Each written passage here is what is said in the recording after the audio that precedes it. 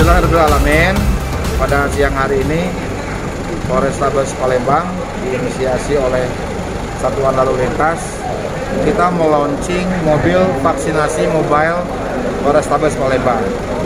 Mobil ini pada dasarnya adalah mobil SIM keliling, di mana kami memiliki beberapa unit mobil SIM keliling.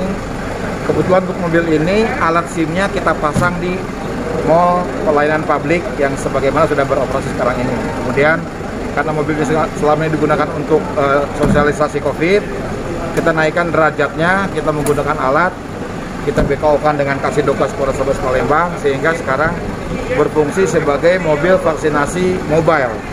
Tujuannya adalah yang pertama mendekatkan kepada masyarakat-masyarakat yang memang membutuhkan vaksin. Seperti kita ketahui bersama, kemarin kita melaksanakan vaksin keliling di bawah pohon, ya. Kemudian di depan kuburan juga pernah, kita di lokasi-lokasi yang masyarakatnya tetap bergembira karena divaksin.